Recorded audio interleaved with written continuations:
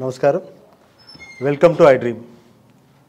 ఈరోజు మనతో పాటు ప్రముఖ ఆధ్యాత్మికవేత్త జ్యోతిష పండితులు సుభాష్ శర్మ గారు ఉన్నారు. గురువుగారిని అడిగి మనకున్న సందేహాలను నివృత్తి చేసుకుందాం. నమస్కారం గురుగారు. శ్రీమాత్రే నమః అండి. గురుగారు, ప్రతి మాసంలో మనకు సంకష్టహర చతుర్థి అని ఒకటి వస్తుంది కదండి.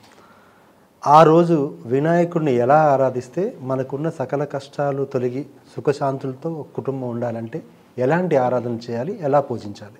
తప్పకుండా తెలియజేస్తానండి. ముందుగా ప్రేక్షకులందరికీ శ్రీమాత్రే నమః, శ్రీ గురుభ్యో నమః.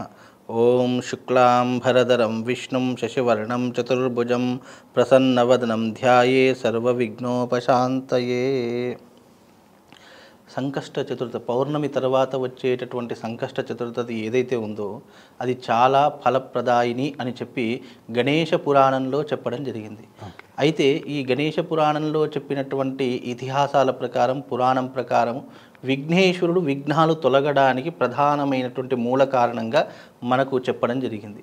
అయితే ప్రతి మనిషి జీవితంలో ఎన్నో రకాలైనటువంటి ఆటంకాలు, ఎన్నో రకాలైనటువంటి ఇబ్బందులు, ఆర్థిక పరంగా ఇబ్బందులు రావచ్చు, వివాహపరంగా ఇబ్బందులు రావచ్చు, ఆరోగ్యపరంగా ఇబ్బందులు రావచ్చు, వ్యాపార పరంగా ఇబ్బందులు రావచ్చు.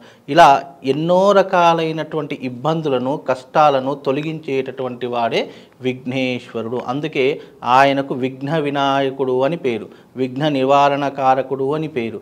ఇలా ఎన్నో రకాలైనటువంటి పేర్లతో పిలిచేటటువంటి గణనాయకుడు విఘ్నేశ్వరుడు. అందుకే మనం తొలత ఏ పూజ చేసినా కూడా విఘ్నేశ్వరుడు పూజతోటే ఆరంభం చేస్తాము. అయితే ఈ సంకష్ట చతుర్థి అనేటటువంటిది చంద్రోదయానికి సంబంధించినటువంటి విధానము. ఈ సంకష్ట చతుర్థి సాయంకాల ప్రదోషకాల సమయంలో ఈ యొక్క వ్రతాన్ని చాలామంది ఆరాధిస్తూ ఉంటారు, చేస్తూ ఉంటారు. ప్రదోషం అంటే ఏ సమయం గురుగారు? మనకు సాయంకాలం ప్రదోష సమయం వచ్చేసి 6 గంటల నుండి 7 గంటల వరకు ప్రదోషకాలం 1 గంట వరకు ఉంటూ ఉంటుంది. అయితే ఈ ప్రదోషకాలం అనేటటువంటిది చాలా విశేషమైనటువంటిది. అంటే ఆ సమయంలో సంకష్టహర చతుర్థి వ్రతము అని చెప్పేసి ఒకటి ఉంటుంది. ఆ వ్రత నియమాన్ని పాటిస్తూ ఆ వ్రతాన్ని చాలామంది కొన్ని సంవత్సరాల పాటు చేస్తూ ఉంటారు.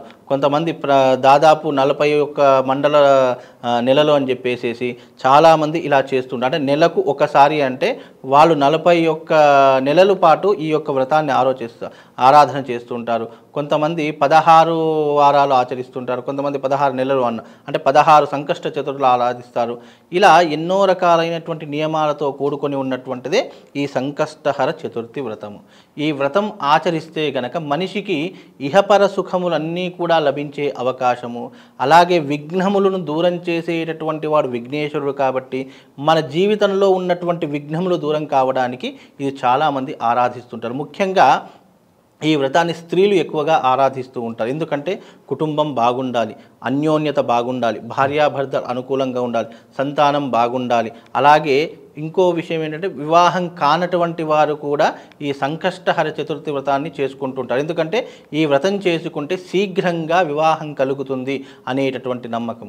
అలాగే ఆర్థిక సమస్యలతో చాలామంది ఎన్నో రకాలైనటువంటి ఆర్థిక సమస్యలతో బాధపడుతున్నటువంటి వారు కూడా ఇలాంటి వ్రతాన్ని ఆచరించడం ద్వారా ఆర్థిక సమస్యల నుంచి దూరం అయిపోయే అవకాశము ఈ వ్రతం ద్వారా కలుగుతుంది. అయితే ఇది మనకు పౌర్ణమి తర్వాత చతుర్దశి నాడు ఈ యొక్క సంకష్టహర చతుర్థి అనేటటువంటిది వస్తూ ఉంటుంది.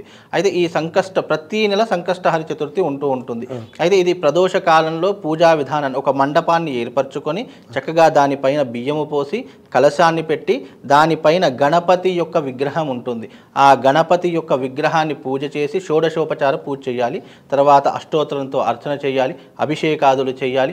ఆ తర్వాత గణపతికి ఇష్టమైనటువంటి వ్రతకథ, సంకష్టహర చతుర్థి వ్రతకథ కూడా ఉంటుంది.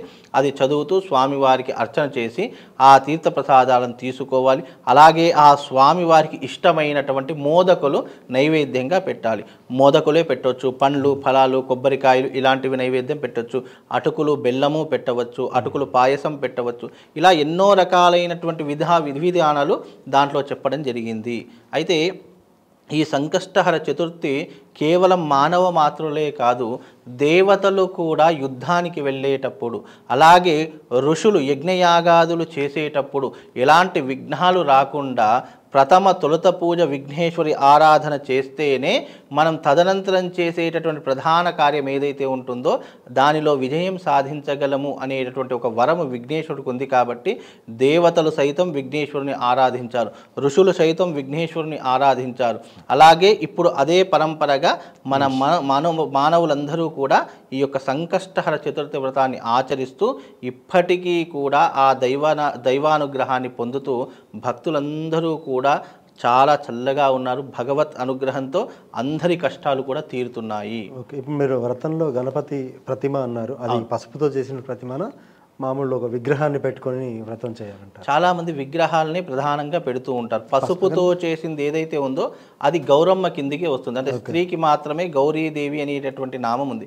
అయితే గౌరీదేవికి ప్రధానమైనటువంటి విగ్రహం లేదు కాబట్టి మనం పసుపుతో చేసినటువంటి ముద్దను గౌరీదేవిగా మనం ఆరాధన చేస్తాము. చాలామంది విగ్రహాన్ని ప్రిఫర్ చేస్తుంటారు, విగ్రహాన్ని పెట్టుకుంటారు. విగ్రహం గనక ఒకటి లేకపోతే దాని ప్లేస్లో వక్క లాంటిది ఏదైనా ఒక రూపాయి బిళ్ళ ఒక వక్క పెట్టేసి మనం పూజా ఆరాధన చేసుకోవచ్చు. కొంతమంది ఉన్నతమైనటువంటి స్థాయిలో ఉన్నట్టు బంగారు విగ్రహం పెడతారు, చాలామంది కొంచెం మధ్యమ స్థానంలో ఉన్నట్టు వెండి విగ్రహం పెడతారు, కొంతమంది పంచలోహ విగ్రహం పెడతారు. ఏది ఏమైనప్పటికీ కూడా అడ మనస వాచ కర్మణ అనేటటువంటి విధి విధానాలు మన మనసు అక్కడ బంగారంతో చేసామా, ఎంత అలంకరణ చేసామా, ఎంతో చక్కగా అందరిని పిలుచుకొని వచ్చామా, ఇది కాదు. మనం మనస్సు జోడించి భక్తితో చేసినటువంటి ఏ ఆరాధన అయినా సరే భగవంతుడు తొందరగా స్వీకరిస్తాడు.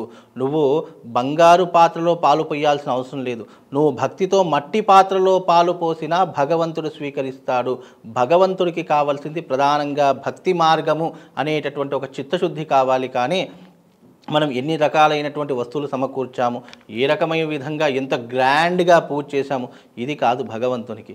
మనస్సుతో చిత్తశుద్ధితో జ్ఞానముతో మనకున్నటువంటి జ్ఞానముతో ఏకాగ్రతతో భగవంతుడా నువ్వు ఉన్నావు, నువ్వు అంతటా ఉన్నావు, సర్వాన్ని కాపాడుతున్నావు, అలాగే నన్ను నా కుటుంబాన్ని చల్లగా చూడమనేటటువంటి ఒక నమ్మకము ఎదుటి మనిషిలో కలిగినప్పుడు ఆ భగవంతుడు ఎక్కడున్నా కూడా ఆ వ్యక్తి మీద తప్పకుండా ఒక దృష్టి అయితే పెడుతూ ఉంటాడు. కనుక సంకష్టహర చతుర్థి అనేటటువంటిది విఘ్నములు తొలగడానికి, సర్వ కార్యసిద్ధికి ఎన్నో రకాలైనటువంటి ఆటంకాలు ఉన్నటువంటి వారు ఈ యొక్క ఇది సంకష్టహర చతుర్థి వ్రతం. దీంట్లో ప్రధానంగా లక్షమోదక యాగము అనేటటువంటిది కూడా ఉంటూ ఉంటుంది. నిజానికి సంకష్టహరి చతుర్థి వ్రతం చేసుకున్నటువంటి వారు ఉద్యాపన సమయము అనేటటువంటిది ఒకటి వస్తుంది. వాళ్ళ సంకల్పంలో అయ్యో నేను 16 సంకష్ట చతుర్థులు చేస్తాను, లేదా 5 సంకష్ట చతుర్థి నేను ఉపవాసం ఉంటాను అని ఉన్నటువంటి వారు ఉద్యాపన సమయము అని అంటుంటుంది. అంటే దానితో ఇక్కడ వరకు నేను అనుకున్న సంకల్పం రీచ్ అయిపోయాను, ఇక ఉద్యాపన చేయాలి అన్నటువంటి సమయంలో బ్రాహ్మణుని పిలవాలి, ఒక కలశము, ఆ తర్వాత గణపతి ఒక వెండి విగ్రహం దానం ఇవ్వాలి. ఆ రోజున వీలైతే లక్ష్మీ గణపతి హోమం వాళ్ళ ఇంట్లో ఆచరించుకుంటూ చక్కగా అర్చకుని పిలిచేసి మోదక యజ్ఞము చేయాలి. 108 హోమ ఈ యొక్క మోదకులు ఉంటాయి. ఆ మోదకులను ఒక్కొక్క నామం చెప్పుకుంటూ ఆ హోమ ద్రవ్యంలో వేస్తే గనక విశేషమైనటువంటి పుణ్య ఫలితాలు ఎవరైతే ఆచరించారో వాళ్లకు ఆ గణపతి యొక్క సంపూర్ణమైనటువంటి అనుగ్రహం వాళ్ళందరికీ కలుగుతుందండి. ఇది సంకష్ట చతుర్థి యొక్క ఉద్దేశం. అయితే సంకష్ట చతుర్థి రోజు ఇలా హోమాలు ఇవి చేయడంతో పాటుగా ప్రదోషంలో గరికతో పూజిస్తే మనం ఆయన దగ్గర మన కష్టాలు చెప్పుకుంటే పోతాయి అంటారు, అది ఎంతవరకు నిజం? గరికతో ఎలా ఆరాధించాలి ఆయన? అయితే ఇక్కడ ప్రధానంగా ఒక్కొక్క దేవుడికి ఒక్కొక్క ప్రత్యేకమైనటువంటి నియమాన్ని పెట్టాడు. శివుడికి బిల్వపత్రం పెడితే పరమాన సంతోష భరితుడవుతాడు అని చెప్పేసి, విష్ణువుకి తులసి పెడితే పరమానంద భరితుడవుతాడు. అలాగే గణపతికి గరిక పూజ దూర్వార్చన అని అంటారు. ఈ దూర్వ అనేటటువంటిది ఏంటి అంటే దుస్వప్నములను నాశనం చేస్తుంది. ఈ యొక్క మనకు వచ్చేటటువంటి అవాంతరాలు కానివ్వండి, మనకు వచ్చేటటువంటి కష్టాలు ఇబ్బందులు రాకుండా ఈ దూర్వార్చన అనేటటువంటి ఛేదన ద్వారా మనకు వచ్చేటటువంటి ఏవైతే కష్టాలు ఇబ్బందులు, మానసిక ఒత్తిళ్లు, ప్రశాంతత లేకపోవడం, లేదా ఆర్థిక ఇబ్బందులతో సతమతమైపోతున్నాము అనేటటువంటి ఏవైతే మనిషికి వచ్చే అష్ట కష్టాలు అని అంటారు, ఆ అష్ట కష్టాలు పోవడానికి ఈ దూర్వార్చన అనేటటువంటిది పూజలో ఒక భాగాన్ని చెప్పడం జరిగింది. అందుకే దూర్వ అనేటటువంటి దాన్ని గరిక, మనం గరిక అంటాము, అంటే గడ్డిలో మొదటగా ఉండేటటువంటిది దూర్వ అని అంటాము. ఆ దూర్వ పత్రాన్ని దానికి కూడా ఒక సంఖ్య చెప్పడం జరిగింది. 21 గరక పోసలు అనే అనేటటువంటివి భగవంతునికి నామాలు ఉంటాయి, 21 నామాలు ఉంటాయి. ఆ ఒక్కొక్క నామం చెప్పుకుంటూ దూర్వార్చన చేస్తూ ఉంటాం. ఈ దూర్వార్చన అనేటటువంటి విధానము చాలా విశేషమైనటువంటి, ఇది కేవలం దీనికి ఒక ప్రత్యేక నియమం. అంటే మనం ప్రత్యేకంగా శివుడికి పుష్పార్చన అభిషేకం ఎలా చేస్తామో గణపతికి కూడా దూర్వార్చన అనేటువంటి ఒక ప్రత్యేకమైనటువంటి విధానం ఉంది. ఆ విధానం కూడా ఇందులో జోడించి చేసుకుంటే విశేషమైనటువంటి పుణ్య ఫలితాలు కలుగుతాయి. అంటే గణపతికి ఇష్టమైనటువంటిది దూర్వ. ఆ యొక్క దూర్వ గరిక అనేటటువంటిది భగవంతుడికి ఇష్టమైంది కాబట్టి మనకి ఏదైనా ప్రీతికరమైనటువంటి మనకు భోజనం పెట్టినా కానీ మనకి ఏదైనా ఇష్టమైన స్వీట్ ఇస్తే మనం ఎంత హ్యాపీగా తింటాం, సంతోషంగా తింటాము అనేటువంటిది ఎలా ఉంటుందో మనిషికి, అలాగే భగవంతునికి కొన్ని ఇష్టమైనటువంటి పదార్థాలు ఉంటాయి, ఇష్టమైనటువంటి పుష్పాలు ఉంటాయి, ఇష్టమైనటువంటి ఆకులు ఉంటాయి, ఇష్టమైనటువంటి ఎన్నో రకాలైనటువంటి ఉంటాయి. అవి దానికి సమర్పించినటువంటి విధానంతో సమర్పిస్తే గనక ఆ గణపతి యొక్క అనుగ్రహం ఇంకా ప్రత్యక్షంగా పరోక్షంగా తొందరగా అనుకూలించేటటువంటి అవకాశము, మన కోరికలు తీరడానికి మనకున్నటువంటి ఆప్షన్గా అది పెట్టుకోవడం జరిగింది. అంటే దీంట్లో ఉన్నటువంటి ఎన్నో రకాల అంటే మనం ఒక్కొక్క విధానానికి ఒక్కొక్క ప్రత్యేకత ఉంది.